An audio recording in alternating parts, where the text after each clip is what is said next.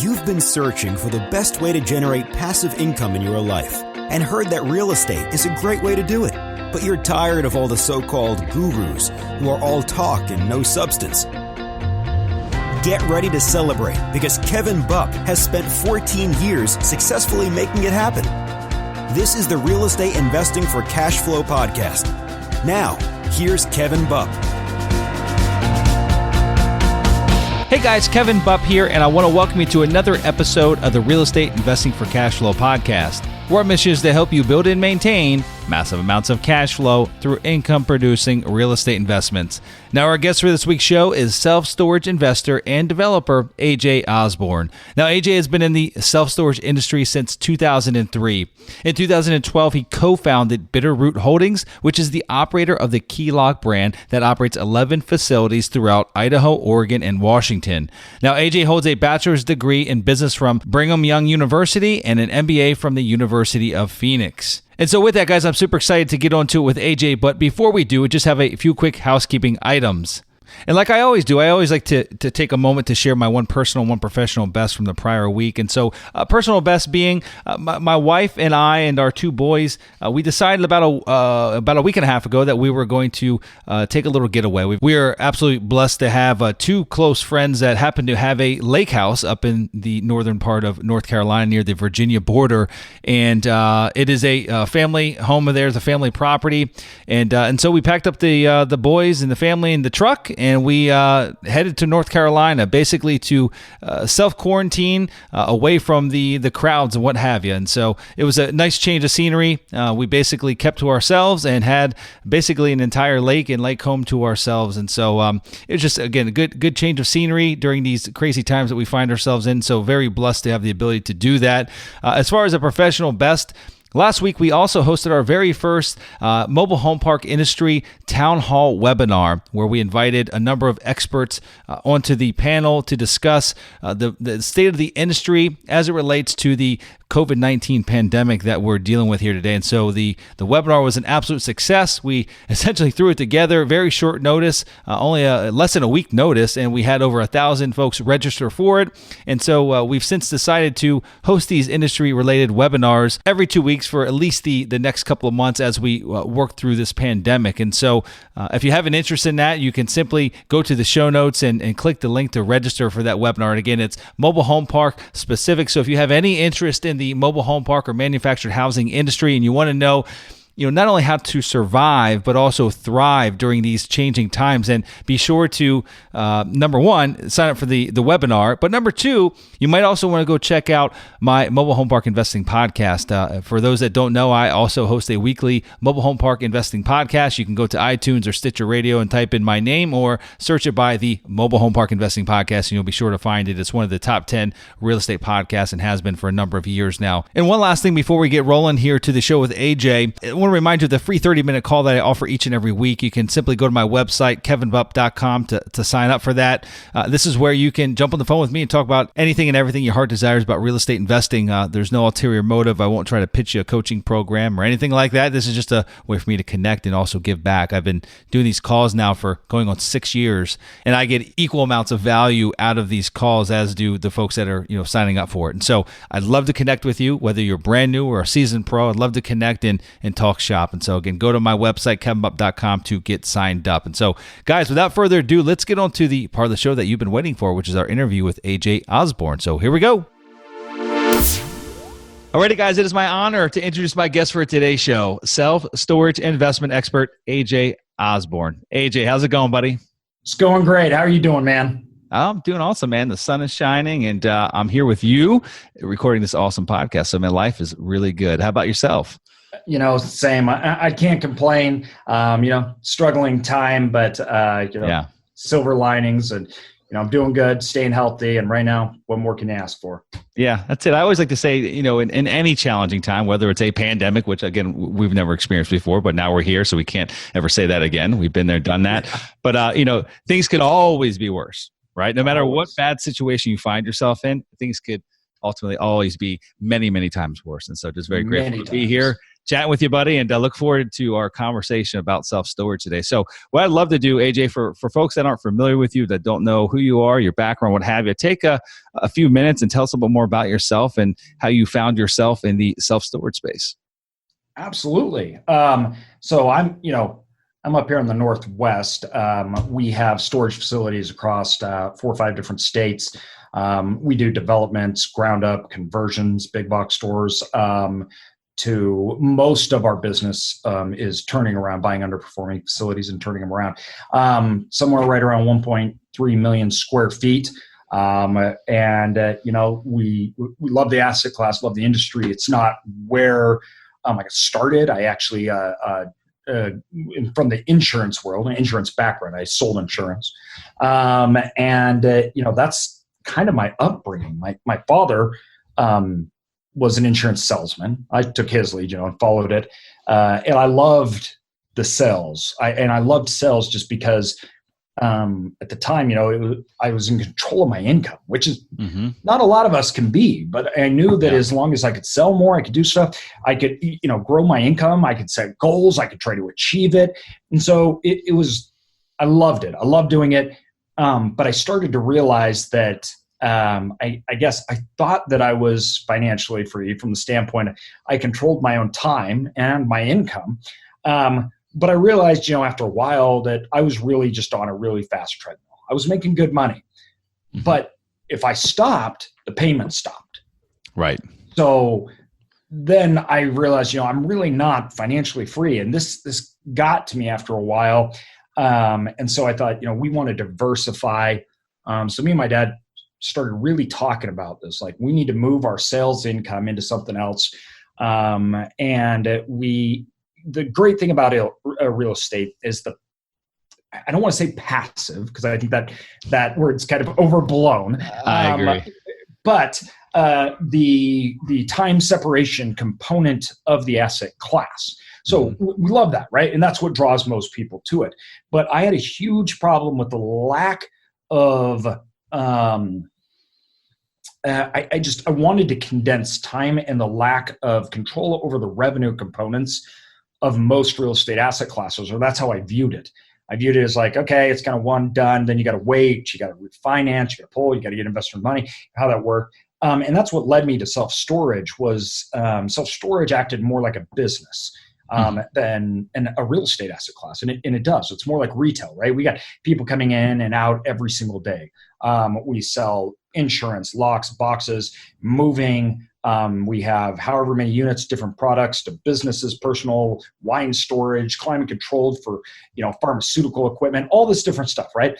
And there's so many different lines of revenue that are coming in and things that you can add on and expand to it, that we could fundamentally change the performance of that business or that asset class in a very large way that is not normal amongst real estate without large CapEx. And so the changes in this asset class were primarily business-focused centric changes, right? Marketing, pricing, advertising, all this kind of stuff that goes in. So if we could run a better business, we could really improve those underlying revenue streams, and we could exaggerate our returns and condense the time frame in which I wanted to receive them, but still be able to stabilize that asset, move on, do another one, and grow. So, really wealth, income, it's all compounding. That's all you're doing, right? I don't care if you have businesses. So we own other companies, and we own a sales company, and we own, online sales companies. And really what you're trying to do is you're trying to convert over that money. You're trying to condense the time frame, and you're trying to scale in order to grow. And if you're trying to achieve passive income, you're just trying to separate your time from your income. And that's real estate adds both of those things, right? So real estate, I can do that. I can scale. I can, one, build on top of another. For me, though, I just wanted to do it really quickly, so I was not afraid of a little more complexity. And two, I thought, I liked the idea that this was a non-traditional asset class. That it's not that it's hard, because it's not hard, but it's different.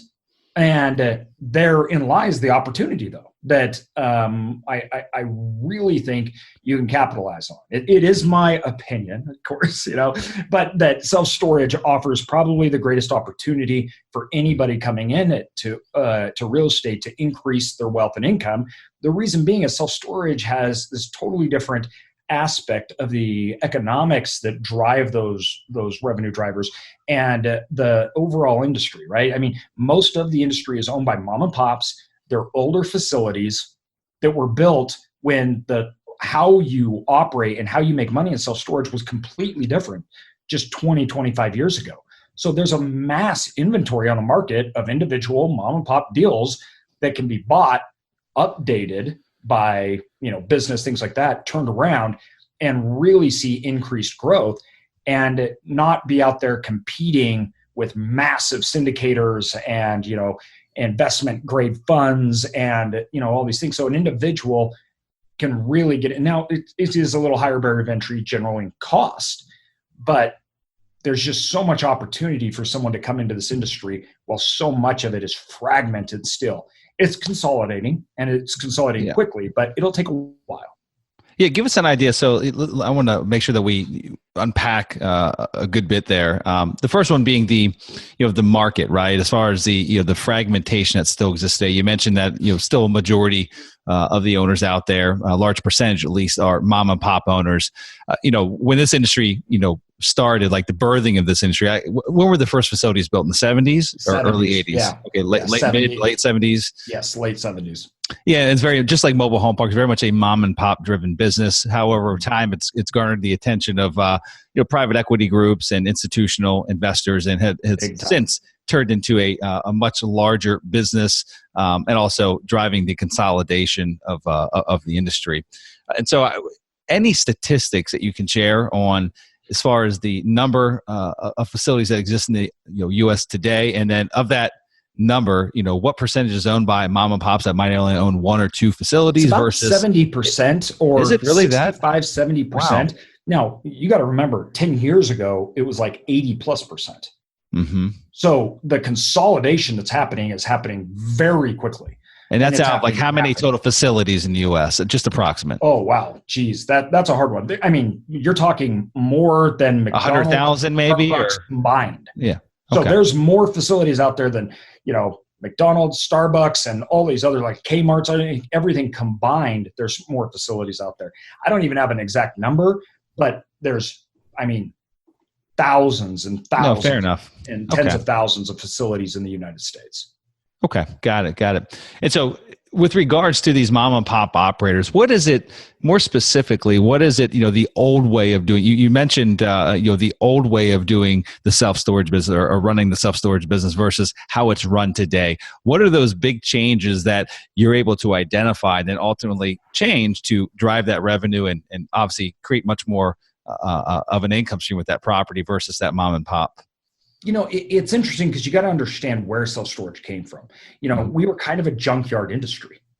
It was like you needed a place to throw your stuff. And for the vast history of self-storage, the average American didn't even know how to utilize it. Mm-hmm. Like it was like they didn't even know what it was.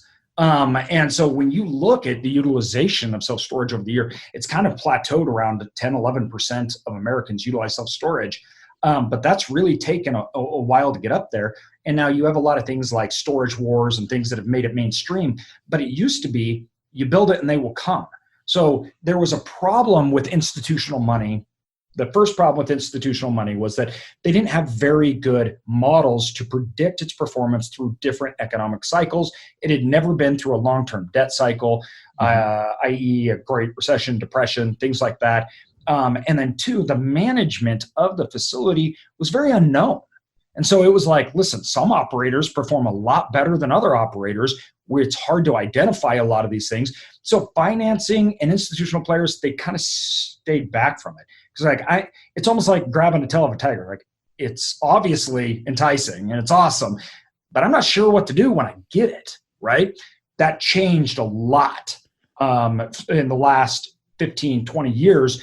Because what happened was the stabilization through the different economic cycles, like the Great Recession, which it performed fabulously, today, which is performing great, but also third-party management and standardized practices. So when you first started, people would build a self-storage facility, you'd build it on a road, and people would just come use it. It's like you put it in the yellow pages and, build it and they will come. And that was really the mentality. It's like, okay, I'll live here, or I'll have somebody live here. And then, you want to store your stuff back there? Sure. $20, it's yours. Here's, go on in there.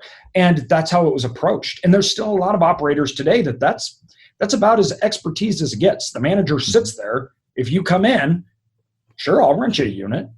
Like, do you want a lock? I mean, that is the entirety of operating that business. They come in, they have delinquencies of, 10, 15%. Not all the units are even rented out. Huge cash portion where people are paying for it in cash. They're, some of these guys, they don't even have CRMs. Hey guys, Kevin Bupp here, and I'm sorry for interrupting the show, but I have something super important that I wanted to share with you. Now, over the last few episodes, you've probably caught wind of me dropping hints on a little known about asset class that my team and I are very excited about. And that asset class is parking. More specifically, parking lots and parking garages in highly desirable markets. And just like we were ahead of the curve with mobile home parks, we feel that parking is one of the last asset classes where the mass consolidation has yet to occur. Anyway, we just wrapped up writing an ebook which goes into detail of the many reasons we are so bullish on parking investments and why you should consider this as a potential investment vehicle when seeking cash flowing real estate investments. Now, to grab your free copy of Parking Lot Profits, the top 10 reasons parking investments generate cash flow and legacy wealth, you can text the word parking lot to 31996. Again, text the word parking lot to 31996. All one word, no spaces, parking lot, all one word, to 31996. And with that, let's get back to the show. To understand or operate, it's not done online. They're not doing marketing. I mean, it's literally just sitting there on a corner street. Somebody is there to take your money, exchange it for the space, enter you into the system. Now, today, that's totally different. It's a whole new world, right? I mean, we focus heavily on revenue management systems, marketing, creating visibility to the customer. 63% of everyone that utilizes self-storage or is the decision maker for the buying is a woman.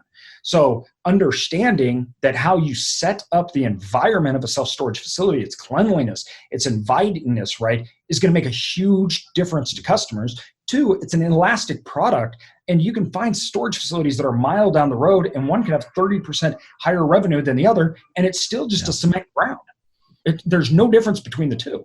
And so then all of a sudden you ask questions like, well, why is a consumer willing to spend 30% more here than there? They're right next to each other, and there's no fundamental difference in the product, right? Well, the smallest differences in self-storage make exaggerated differences to the purchaser. So when they come in and it looks like a brand name, you have a smile, they're standing up, they're greeting you, they're bringing you in. It's very nice, pleasant. They feel at home, secure. They're like, well, I don't care if that one's $50 and you're 65. I'm spending my $65 here because I feel better, safer, to put my belongings here. And so when you start to look at how you build these things out, it's you need to be more up with the times because of different shows like Storage Wars, and in most first-tier markets, when governments are requiring people to build, beautiful facilities. Some of these facilities that they're building, I mean, they're like more like hotels. And a lot of people are coming accustomed to that. So then they are going to other markets, they're expecting that, and they have no problem paying vastly more for a superior product because the price difference to them isn't a whole lot. Yet they're going, I got to come here probably late, maybe late at night. And two, I'm storing valuable things here. We like we say, we're an extension of your home. We're basically your garage. Do you want to come into your garage in a place where you're like, listen, after dark, I better not go there? No, that's not at all how people are thinking, right? So if you come in there and then once you move to the back end of the product, when you're talking revenue management, so like, most places, here's what our 10 by 10 cost, you need to have fluctuating prices, right? So price is dictated by demand, by market cycles, what's going on, what's happening within those market cycles, and your own facility outside. There's a bunch of factors that create demand within a storage facility, and those change all the time, and your prices should reflect that. So instead of standardizing pricing. As occupancy rises, demand rises, those prices need to increase, which changes your how your gross revenue performs in that facility. Dramatic standardized rate increases every 6 to 9 months. Every single person gets individualized rate increases. There's just so many ways to maximize it. Insurance, locks, all of these things, which is, when you take that on the gross income of a facility of 500 units, it can be literally astronomical as far as the asset's concerned and improvements. Yeah, very interesting here. And so as far as the pricing is concerned, is there a dynamic pricing model that you guys have factored in based on your local, who you deem to be your local competition to ensure that you're always in line based on, other facilities, their occupancy rate, higher. what they're charging? So in most of our locations, we're price leaders. So it's amazing too that people, so you say, well, let me give you a perfect example. You go into your city, and all the facilities to get a 10 by 10, let's say it's $100. They're all 100% full. So is the price of a 10 by 10 $100? Well, who knows? Because they're all full. So we actually don't know what the top end of that purchaser is. And if they can't buy that unit, let's say that I have a climate control 10 by 10 and there's none available on it. Well, it's obviously not $100. So is it 150? Is it 200? Is it 250? Well, that's a great question. But there's so much assumption that goes into the market that says because our competitors are charging this, we charge that, which that's just not how markets work. Supply and demand doesn't work like that. So if they're full, you're obviously under the mark. And so you can come in and you can charge a lot more, and dynamic pricing will test those limits, right? So they'll come up and they'll hit, and you should be testing those limits at all time to make sure you're pricing accurately, not just what other people are pricing in the market. Let's talk about determining the viability of, the small percentage of development plays you've done. I think you said about maybe 15, 20% of your facilities were ground up developments. What type of underlying metrics are you seeking to determine whether or not there is a sufficient demand for what you're about to build, right? The 100,000 plus square feet that you're about to put into that particular marketplace. Is it a percentage of storage per population, or? The answer is yes. So let me, and yes to everything you're going to say or thinking. This is really important. I don't want to overcomplicate it. People need to understand self-storage is really focused on supply and demand, and that is not the same across the nation. So in some markets, 10 square feet per capita is completely overbuilt. It's too much. You're going to have vacancies in the market. Now, other markets can have 15 feet per capita, right? And they may actually be underbuilt. The key is, though, anytime, realistically, if you're looking, there's some general rule of thumbs. You get above 10 feet per capita, you got to start being a lot more careful, because traditionally speaking, that's a lot of square footage in the market, right? If I'm looking for a new build, I'm really looking for something small, like 6 square feet under per capita. But what I really care about is I care about the competitor. So if I go in and there's 10 feet per capita and I go to a competitor down the road and they say, we have never not been 100% full, I'm not putting you on a waiting list because I'm never going to call you, and you got to join the 1,000 other people that are knocking at my door every day. Well, I now know supply or demand is really high. And if I go to all the competitors and they're saying the exact same thing, that tells a story. I could go into a market that has 6 feet per capita, go to a competitor, and they're like, sure, what do you want? I have a unit of every size. That's not a good sign, right? That they can get you in at any unit, anytime, no matter what. So it's understanding, I guess, yes, averages, but two, when you look at those occupancy levels, I need to see price drivers. So you're looking at the rate per square foot in comparison to building cost and how that goes over time. Once again, if they're 100% occupied, but every single year for 4 years, they're giving a 5+% rate increase, that means they're trying to kick people out because they don't have enough room. Whereas if you go into a market and none of the competitors, they may be 100% occupied, but like nobody around this market's given a rate increase for 6 years, because every time you do, you lose people and can't fill it back up. That shows they're probably hitting the top of the demand. So understanding demand is a science and an art.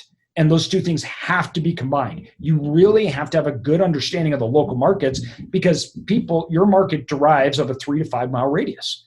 They're hyper local. Self-storage is hyper local. And you can get overbuilt in those markets very easily. And if anything, that's the downside to self-storage. I definitely want to hit on that. I want to hit on it. So go ahead. I don't mean to interrupt you, but I want to hit on that side of it. The risk associated with overbuilt. 100%. And it's a real risk. If you look in places like, Austin, Texas, if you look at Nashville, if you look at Portland, Seattle, Boise, Idaho, Vegas went through that for a while. Everywhere we have, there's a lot of markets that have gotten a lot of hype, and they're building at, levels where I live. We don't have all our facilities here. We're located across 4 states, but just where I live, they're at over 25 square feet per capita. It's just so overbuilt because they're building for future people that they're hoping, as the city has a high growth rate, which is fine if it just keeps growing. But if it doesn't, we don't play that game. So I'm looking at current market demand. I don't look for future potential when I'm building. If it doesn't work today, I'm not building for 3 years. And we don't play pro forma games. I need to be able to say, I can reasonably fill up in a 2-year at a high rate and understand the odds of me actually meeting that. And we see lots of developers that the models that they went into it 2 years ago are not performing today. Yeah. How does one, let's assume that, using the example of a Boise, 25 square feet per capita, oversupply, right? We can all agree that's a massive oversupply. Using, the comparison of, 10 to 15 square feet. Now you're getting you got to dig a lot deeper, right? Lots of concern there. And so, how does one that already owns a facility in a market like that maybe back when it was 10 square feet per capita, now it's 25 feet, because everyone loses when there's an oversupply, because now it becomes a price war game, right? Everyone's just whoever can give the biggest concessions wins, right? And still stay afloat, they win, and they put everyone else. So how does one? And they don't win; they lose too. Right, yeah, they lose, but who's got the deeper pockets? Who can lose? Yes, who can lose for longer? Yep. Yeah, and you're right. This is. I'm obviously, this asset is just, I love it. And I love this asset for decades to come. There's so much potential. That is the one downside to self-storage, is markets can get overbuilt quickly. Because if you think about, you have 2 operators that are going to come in and they're going to build, our average facility here is 120,000 square feet. So you can have 2 operators that come in and they're like, yeah, we're going to build 3 facilities. And all of a sudden you have 500,000 square feet in a 3-mile radius. Well, if the market can sustain that, that's great, but that's a lot of square footage to dump at 3 miles. And you have to have some pretty large projections. And 2, those people aren't talking to each other. So developers will come all to the same city. And this is the nature of economic cycles, right? This is why we have booms and busts. Hey, here's the hot market. Everybody jumps in. By the time they all build, now you have 2 million extra square feet like you had in Dallas. And then the market starts to crater because there's so much new build. All of a sudden, people aren't being occupied. Things are dropping. So how I look at it is, I say, if I'm going to build or even buy, first of all, I go to all the real estate agents, say, where are facilities selling at? What are you seeing? But then I go down to the local city, planning and zoning. I want to know every single space that has the ability to be built for storage. Then I want to know everything in the pipeline, what's been approved and what has come up to the city or the county to be approved for self-storage. I need to understand what's going to happen in the next 2 years. And I need to understand that, because that's going to affect supply and demand. So if you're building a model, right, and you're saying my financial performance over the next 3 years is X, and you don't know how many facilities are coming in a 5-mile radius, the model means nothing. It's just pointless, right? And so that's really where you've got to look at self-storage, is just make sure that you have that supply and demand correct. And you need to work with local storage operators. We're all friends at storage. I'll call my competition, say, hey, how are you doing this month? What's going on? Because you're right. We believe firmly a rising tide lifts all boats. And then we work with the city. We call them up. What have you seen? What are you seeing? We watch those, especially when you're developing. And this is something interesting, because when we primarily buy underperforming facilities and turn them around. And when I was doing insurance, I worked for a very large company, a multi-billion-dollar company based out of Chicago. And I was running our division here in the state. We were the state's largest brokerage firm. I was making lots of money, and we were putting that money into self-storage. Okay. So we're building out our self-storage portfolio, and we're trying to find more of this passive income coming in. But for us, it was always about sustaining our revenue. So we didn't ever want to risk development to our underlying income because we didn't want to have massive fluctuations where you have one loser or not. So that's why we've kind of limited how we went. We did one development when we first, this was a while ago, and knocked it out of the park. There was nobody else in the entire city developing. But then as we're going along and we had a pretty nice portfolio, I got sick. So we're kind of going back to give you a little history so we can talk about self-storage now as compared to what it was. But I actually became fully paralyzed from head to toe. So I was on life support for like 4 months. And then I got out of the hospital, but I was still completely paralyzed. So it's been years me trying to become, get my legs back and my arms and everything. I had to relearn how to do everything. And as I was coming back and I was trying to learn, I lost my job. Obviously, I couldn't go to work. I was fully paralyzed. And so my income evaporated, and the stable cash flow from our assets as they were growing. And I tell people, listen, when I came out of a coma, I was paralyzed from head to toe. But when I went into the coma, went into the coma, my assets made X amount of money and they were worth X. 2 years later, as I'm still trying to learn how to walk, my assets made more money and they were worth more. And so when we look at the risks associated with self-storage, most of those risks are on the development cycle because a stabilized facility, has a lot of staying power.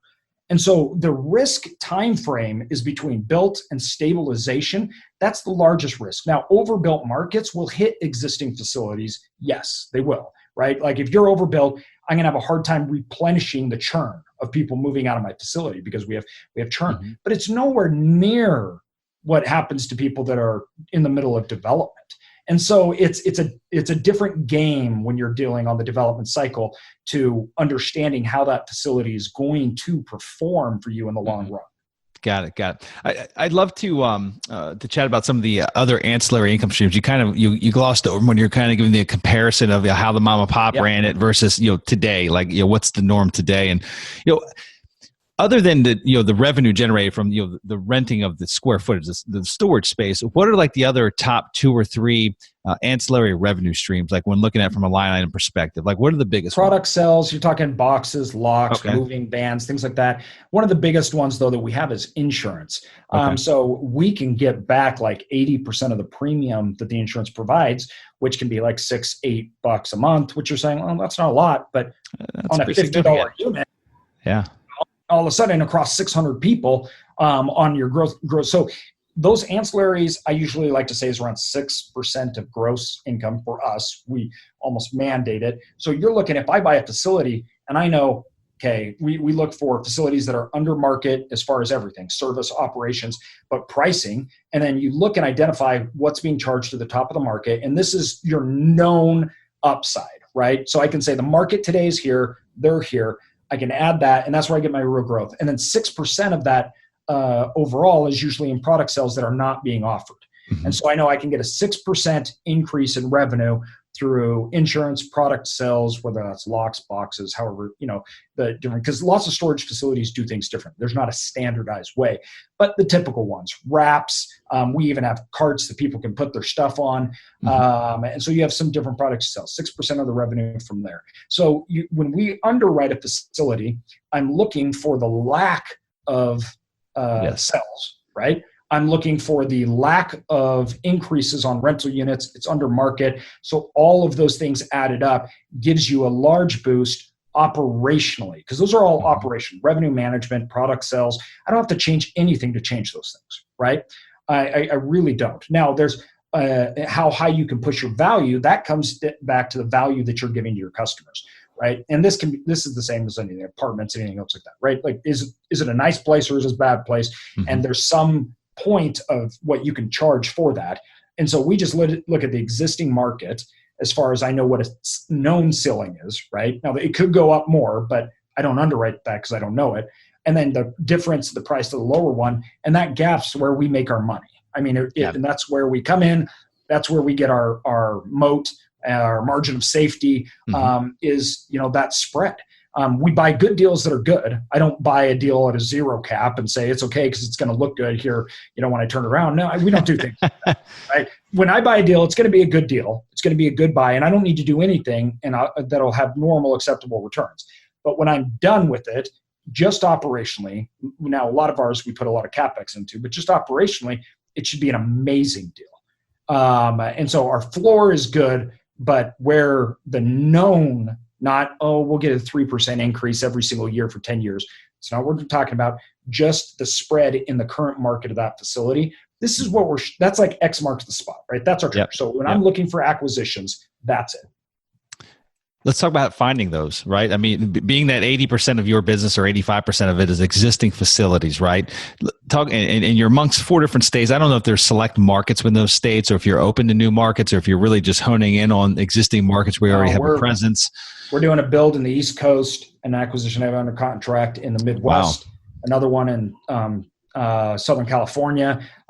We just turned down a portfolio in the South. I'm looking everywhere. I care more about the deal than the location, because location, people that are location centric, they put the location in front of the economics. And I hate that.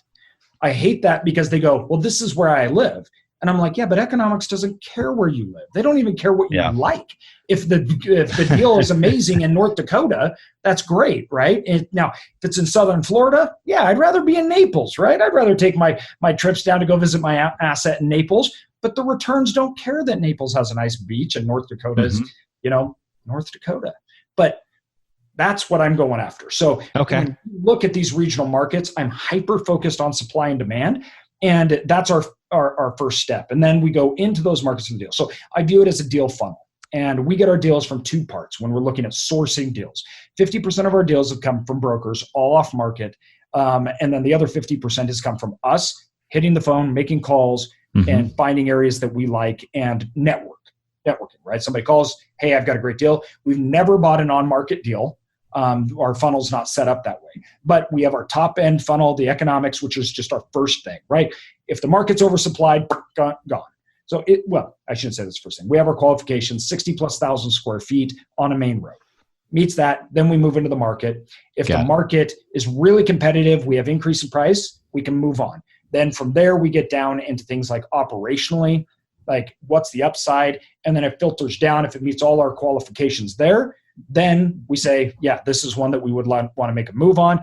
We make a deal. You look at 100 facilities, 10 come out the bottom. Out of the 10 that come out the bottom of our funnel, 1 we get or do. Yep, got it. Have you guys sold anything to date from when you first started buying? We sold smaller facilities. So we started out small. So we started out in really small markets.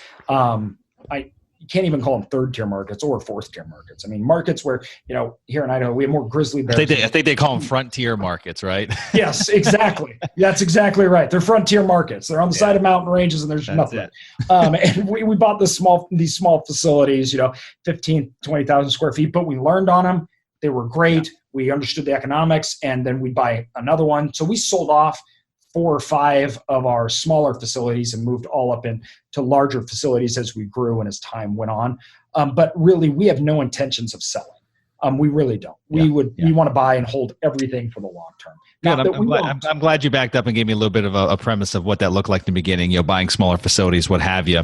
It really just helps add some context for those that are listening. It doesn't mean that you have to go out and try to, take down a 120,000 square foot facility on the first go around, right? I mean, there's opportunity and small deals as well. In fact, you probably actually have a lot better chance of less competition and definitely dealing with a mom and pop in a 30,000 or 40,000 square foot facility than you would in a 140,000 square foot facility, right? Yeah, I made a thing I call it the playbook. I put it on my site. It was just like, go download it, and it's this little thing on map for people that are coming into the industry, and these are people that okay, I'm saying a normal person, you don't have tons of money, you're not throwing around, all that kind of stuff, and you want to get into self-storage. And I say, go into 3rd or 4th tier markets and buy a smaller facility. This doesn't work for everybody. Obviously, if you have access to more capital, a larger facility is better, but most people don't. And so, if you want to go into 3rd, 4th tier market, now the things you have to understand about those markets is there isn't a lot of upside appreciation, but cash flow is high. They can usually be turned around, and they can be good buys. The reason why, though, I focus strongly on that is because you have to realize that self-storage, you're competing with other people. So I can go into a 3rd tier market, and I can look at that market and say, there's 10 facilities in this town, right? None of them are doing any ad spend. None of them are marketing their facility, period. Well, if I go into that town and all I do is make the facility look nice, right? Increase rates a little and start marketing. I'm the only one that's doing it. So you have a lot of upside in those small towns, and you can learn how to compete. If you go into the big cities, right? If you're going into coastal markets, which is fine, I do, and I'm not saying don't, but you just need to be ready to compete at a different level. These are dominated by REITs, right? And you need to have your facility together because they get those huge prices at $250 a square foot a month, but it comes at operational excellence. Let's say third tier markets, you don't got to worry about those things. Very interesting. So I'd love to, I want to make sure that I'm respectful of your time here, AJ, and that we cover a topic that I definitely, I think it's very real to the point in time we're in today with the coronavirus, and it kind of goes hand in hand. And I know that you've done some of your development plays have been conversions, right? A big box into self-storage facilities. And one of the sectors that's getting hit the hardest, other than lodging or hospitality, is retail. And retail's already been on that trajectory for quite some time, right? There's lots of big boxes have been creating smaller footprints, what have you, just kind of consolidating space, changing their operations, moving more to a hybrid where they've got brick and mortar and e-commerce, what have you. And so that whole industry is going through major shifts, and even more so now with the with this pandemic that's happening. I think there's lots of retailers that are going to get flushed out that maybe would have made it another 10 years, but ultimately probably won't because of what we're going through today. And so I think to realize that too. Yeah, no, absolutely. 5 years ago, out there was going to be like some resurgence of retail or something. And there's still service oriented retail, right? Ones that you can't replace, right? At this point in time, you can't get your nails done by a drone, Amazon drone, or you get a haircut by it. Maybe at some point that will happen, but today that's not the case, right? You can't get a beer, you can't go have a beer with your buddies at the local pub. Maybe again that might happen to where we might have a new Zoom pubs that pop up because no one wants to go to a local pub anymore. But anyway, but when you're talking big box, I think there would retail, yes. Yeah, I think there's sitting there for years. Yeah, no, absolutely. But I think there's going to be a more opportunity coming your way as far as this conversion. So I want to talk about the conversion. So aside from the coronavirus, what have you, I was just entering into that conversation of I think there would be more retail shells that might be. Coronavirus aside, the economics against major retailers is crushing. It's not changing. Coronavirus could go away tomorrow. There's no resurgence for that stuff. That's, when you're dealing with a Kmart that has 180,000 square feet and then a parking lot that's 10 acres, nobody is taking that over. I mean, nobody, what are we supposed to do with this? Retailers, we don't consume like that very much anymore. There's a few that, they will, like groceries, like that's different, right? But the oversupply that we went through in the 90s of big box retail stores had to condense without online shopping. We were so overbuilt. Now, a lot of these products are sitting on the market. Cities are trying to figure out how to utilize them and are negotiating. So we're under contract with 2 right now, and it takes years for these people to really come to grasp with the new pricing structure. Because the problem you have is their asset, right? Well, I'm judging my asset based upon what I could charge to have somebody in the box, right?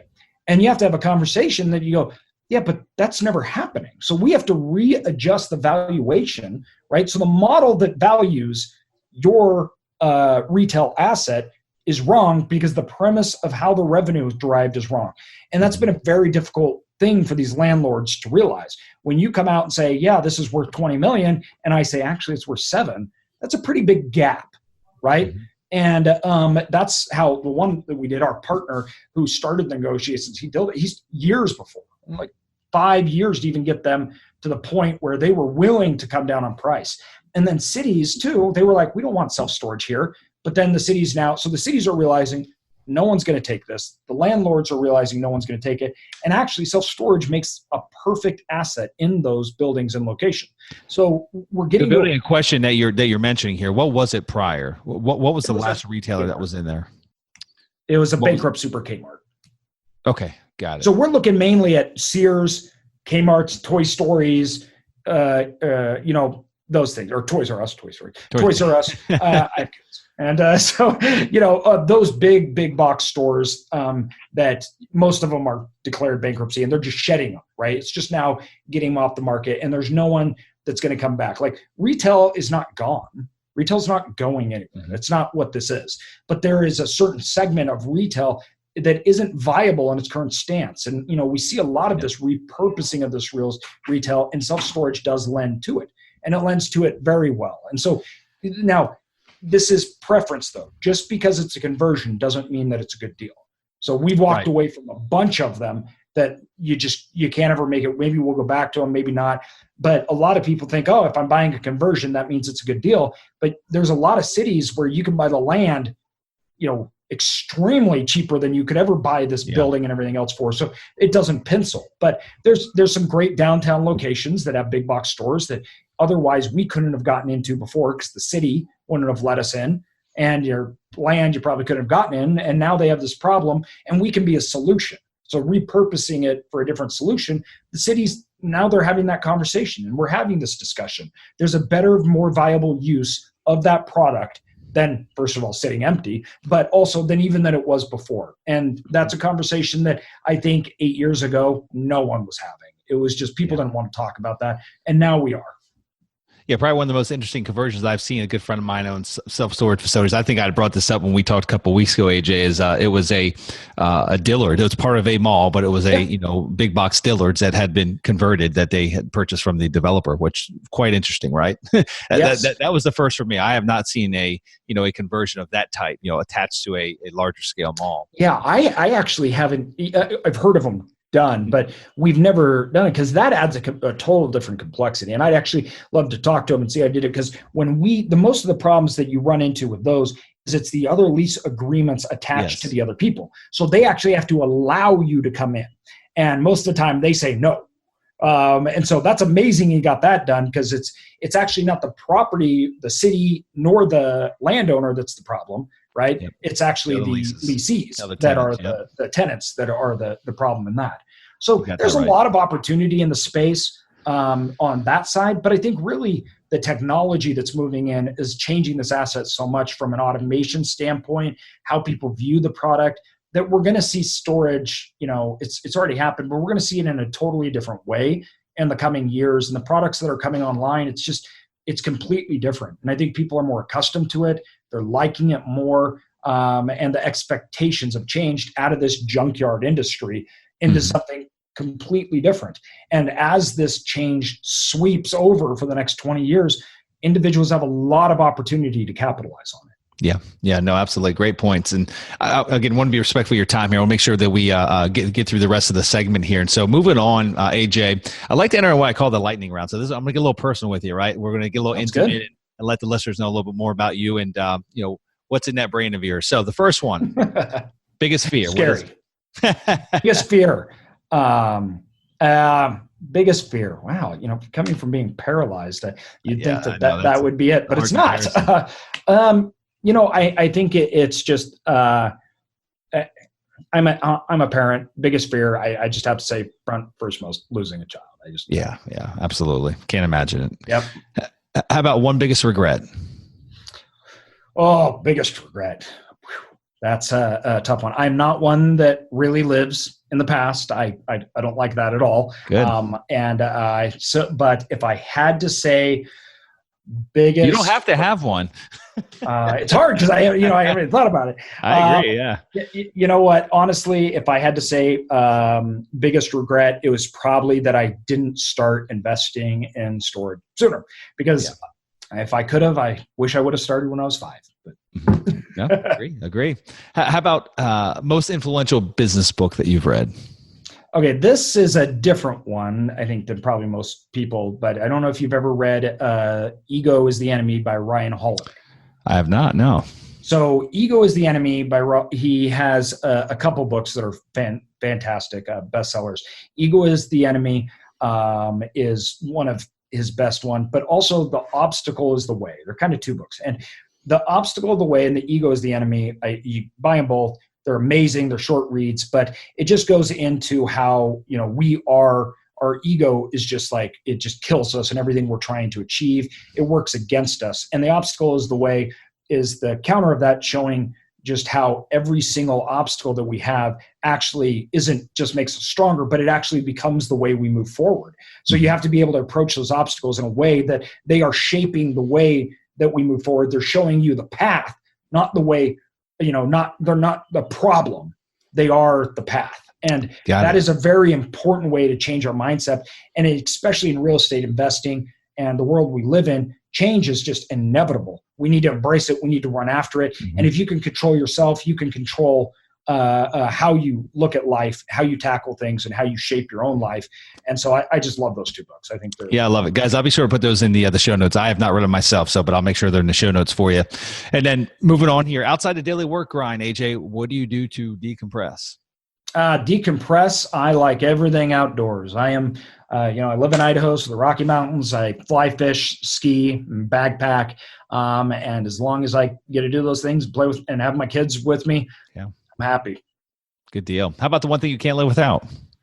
Oh, my wife. That's easy. She'll tell you the same. So yeah, fantastic.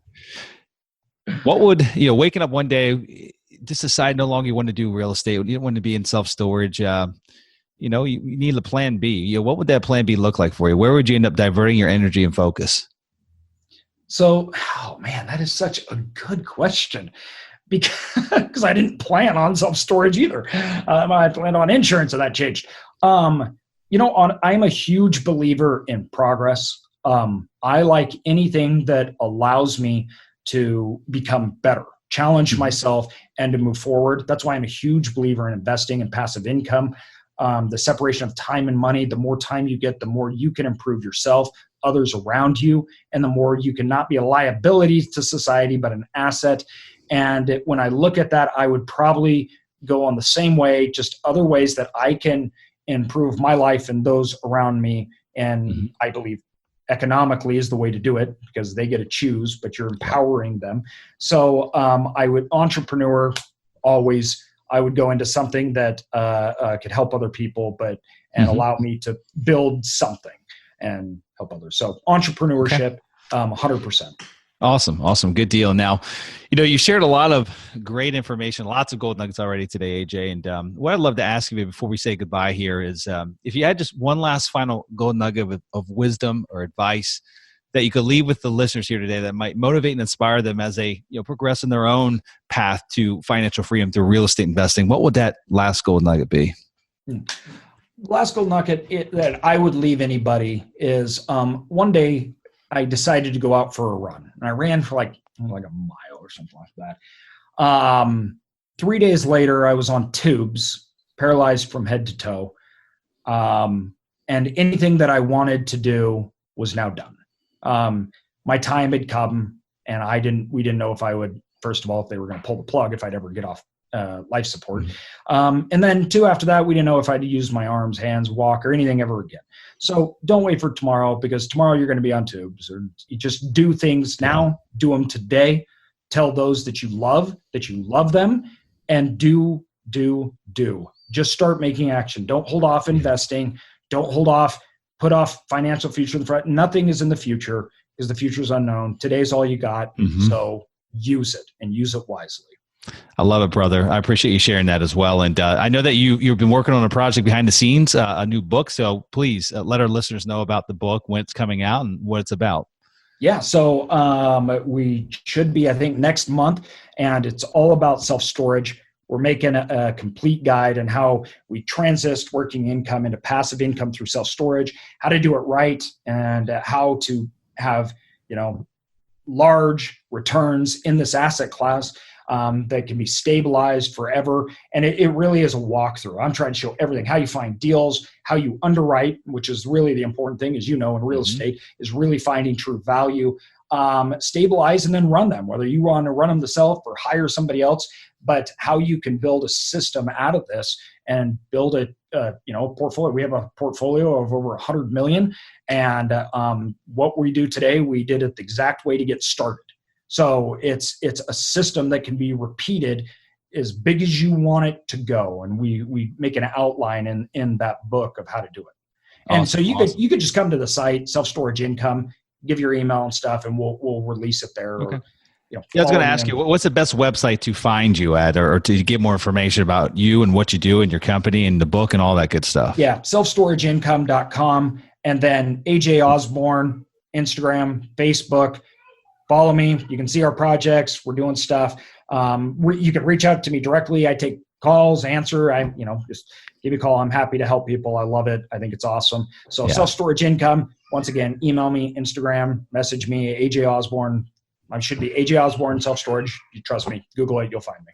Okay. Awesome. AJ, pleasure, my friend. I really appreciate you coming on here, man. It's been a lot of fun catching up, and appreciate you being, just open and honest and sharing the story and, the good, the bad, and the ugly about self-storage investing. And very much looking forward to getting a copy of that book and reading it, my friend.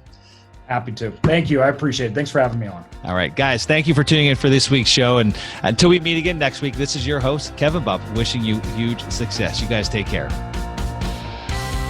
Congratulations! Now you've got more of the best tricks of the trade in building massive amounts of passive income from real estate. For more amazing resources, visit realestateinvestingforcashflow.com, and we'll see you next Monday morning.